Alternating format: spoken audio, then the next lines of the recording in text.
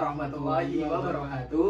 Saya Bitrik Birwalina Sai dan saya Eko Septiatno Wicaksana. dalam kesempatan kali ini kami berdua akan mempraktikkan sebuah sesi konseling guna memenuhi tugas mata kuliah psikologi klinis. Langsung saja kita simak videonya. Halo, assalamualaikum. Permisi, Mas. Ya, silakan duduk, Mas. Di sini, Mas. Iya. Siap. Terima kasih ya, Mas. Sebelumnya nama Mas siapa, Mas? Ya, kenal. Oh, iya. Sebenarnya nama aku Bitrik Birwalina Sai, Mas. Biasa dipanggil Bitrik. Tadi kesini naik apa, Mas? Tadi kesini sebenarnya jalan kaki sih. Soalnya dekat dari lokasi Mas ke tempat tinggal saya saat ini. Emang tinggal di mana, Mas? Mas? Saya sebenarnya ngekos sih, Mas, jatuhnya, bukan itu. Oh, Iya. terus asal dari mana, Mas? Asalnya mana ya? Asalnya itu Indramayu. Oh, Bapak tahu Indramayu? Tahu. Oh iya. Panas, Mas, di sana, Mas. Oh, jelas. Beda lah sama di sini kayaknya. Iya. Terus sekarang kegiatan sehari-hari bekerja kah apa mahasiswa di sini?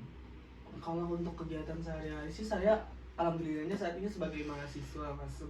Mahasiswa jurusan Tadris Bahasa Indonesia di UIN Salatiga. Itu prodi baru ya, Mas? Iya. Oke. Baik. Sebelumnya perkenalkan dulu saya Eko Septiatno Wicaksana.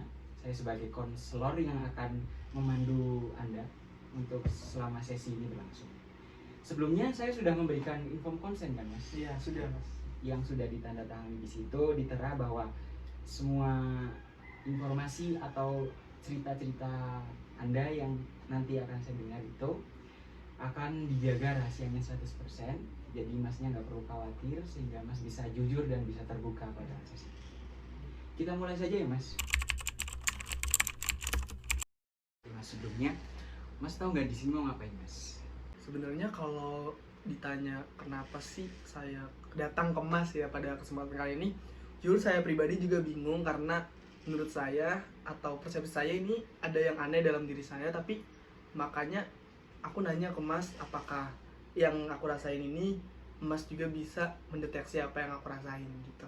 Oh, berarti Masnya itu ngerasa bahwa ada yang aneh pada diri Mas sendiri. Nah, kira-kira sih apa yang membuat ada rasa aneh itu dalam diri Mas? Benar sekali, Mas. Jadi apa ya, dalam diri saya tuh saya sering beberapa kali mengalami rasa kecemasan gitu, baik dari kecemasan individual ataupun yang lainnya gitu. Untuk faktor ya, Mas, tadi untuk faktor yang ditanya mengenai kenapa sih saya bisa sering seperti ini, sebenarnya saya juga bingung apa yang menjadi faktor yang mempengaruhi perilaku saya saat ini. Tapi ya balik lagi, saya juga masih bingung untuk jawaban itu. Oke, berarti yang dipermasalahin Mas tuh soal kecemasan ya, Mas. Nah, menurut Masnya sendiri tuh kecemasan tuh apa sih, Mas? Jadi kayak kecemasan apa yang sering kali Mas rasakan gitu dalam diri Mas? Menurut aku ya, Mas, kecemasan itu adalah suatu perilaku yang dimana kondisi perilakunya itu tidak merasakan ketenangan atau kedamaian gitu. Oke, berarti menurut Mas itu kecemasan itu lebih ke hal yang tidak nyaman pada diri. Sebenarnya itu tuh nggak salah, Mas. Cuman bisa kita garis bawahi sendiri bahwa kecemasan itu adalah suatu rasa takut yang intens dan berlebihan dan terus menerus sehingga membuat diri itu tidak merasa nyaman. Sehingga dari konsep tersebut itu bisa kita ketahui bahwa pikir Mas itu bisa diluruskan. Oke, dari kecemasan tadi tuh kira-kira Mas tuh kayak ngerasain kecemasan apa sih, Mas, dalam diri Mas sehingga bisa mengganggu aktivitas ataupun hal lainnya dari Mas itu? Sebenarnya kalau ditanya untuk masalah kecemasan yang sering dirasakan sih simple sih, Mas. Saya itu sebenarnya terkadang merasa khawatir aja jika pertama itu salah kirim chat ataupun salah balas komenan ataupun yang lainnya, sehingga hal-hal tersebut itu sering beberapa kali saya ketika bermain sosial media itu saya sering mengecek apakah yang saya lakukan tadi itu benar atau salah kirim orang atau lain sebagainya gitu, Mas. Oke, berarti kecemasannya tuh lebih ke media sosial ya, Mas. Nah, Masnya sendiri tuh udah ngerasain kecemasan itu tuh dari kapan sih, Mas, kira-kira? Gimana ya, Mas, kalau misalkan awal mulanya itu sebenarnya bukan dari sosial media sih, tapi aku itu adalah salah satu anak pertama lah ya jatuhnya di keluarga. Nah, jadi keluarga aku itu setiap minggu itu melakukan refreshing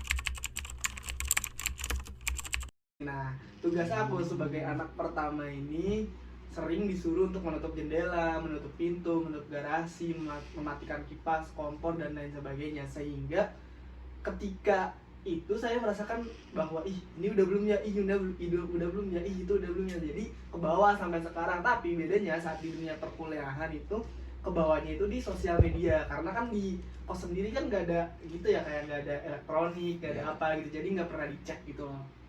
Oke, ini kalau agak menyinggung dikit ya Mas. Ya, nggak apa-apa. Nah, kira-kira di lingkungan sosial Mas sendiri tuh gimana sih Mas kira-kira? Sosial yang bagaimana? Sosial kayak mungkin pertemanan, Iya.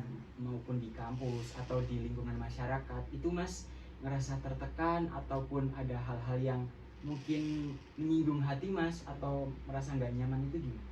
Sebenarnya kalau untuk lingkungan sosial kayak pertemanan itu dan lain sebagainya, saya merasakan baik-baik saja sih Mas, nggak ada tekanan dari situ ataupun nggak ada ancaman dari situ. Tapi terkadang mungkin karena saya ini adalah mahasiswa aktif yang suka berorganisasi dan banyak sekali grup-grup yang ada di handphone, itu mungkin bisa menjadi salah satu yang menjadi kenapa saya bisa seperti ini gitu ya.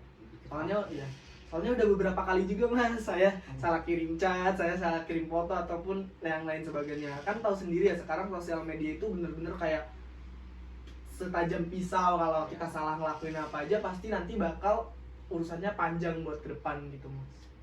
Nah, sekarang mau tanya Mas, kayak bagaimana sih Masnya itu memandang masalah ini? Apakah itu sangat mengganggu Mas ataupun masih bisa ditoleransi sama Masnya sendiri? Itu gimana Mas? Kalau ditanya mengganggu ya Mas, sebenarnya kadang di saat posisi yang tidak tepat emang keganggu, tapi terkadang juga kalau di posisi yang nggak terlalu mengancam diri itu nggak terganggu. Contohnya seperti kayak semisal kalau malam nih Mas, malam kan kayak udah mau istirahat nih, tapi kayak misal ini lupa nih, ini tadi aku ngirim kemana, jadi ngecek HP lagi. Tapi kalau misalkan siang ataupun saat badan masih fresh, masih bisa berkegiatan, itu nggak terlalu memberatkan sih. Oke, berarti tergantung situasinya ya Mas? Tergantung situasinya.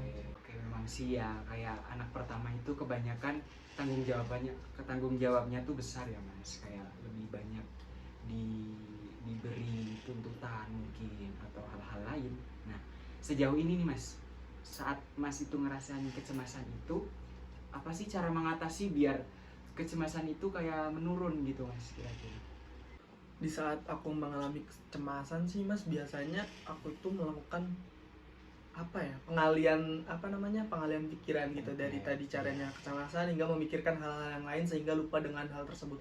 Nah, mungkin menurut Mas sendiri, kan aku udah kasih solusi dari Mas sendiri sebagai psikolog nih, kira-kira apa saja sih solusi yang mungkin bisa aku dapatkan ketika sedang mengalami fase kecemasan tersebut? Oke. Sejauh penelitian saya bisa mendengarkan cerita Mas itu, Masnya itu apakah suka overthinking gitu Mas? Kalau ditanya emang sedikit ya. Jadi menurut saya itu solusi buat Mas, coba untuk memaksakan agar tidak selalu mengecek, jadi tidak akan merasa cemas. Karena segala sesuatu kan perlu dipaksa ya Mas. Jadi dari paksaan itu menjadi hal yang terbiasa gitu. Dan juga Masnya jangan terlalu banyak memikirkan hal-hal yang memang tidak penting. Jadi Masnya bisa memilah antara hal-hal itu penting ataupun hal yang itu tidak penting. Begitu sih Mas. Baik Mas, terima kasih Mas. Oke Mas, untuk sesi konseling ini apakah Mas itu masih ada yang mengganjal dalam hati gitu Mas? Sudah cukup sih Mas. Oke, kalau sudah cukup, saya jelaskan kembali. Yang infant consent tadi kan sudah jelaskan bahwa nanti hasil dari konseling pada siang hari ini akan saya intervensikan lagi, dan untuk hasil dari intervensi itu saya akan sampaikan mungkin lewat via WA ataupun ketemu langsung pada konseling berikutnya. Oke, sekian yang bisa saya berikan. Terima kasih sudah hadir pada siang hari ini. Sama-sama Mas. Sudah. Sekian dari kami. Wassalamualaikum warahmatullahi wabarakatuh.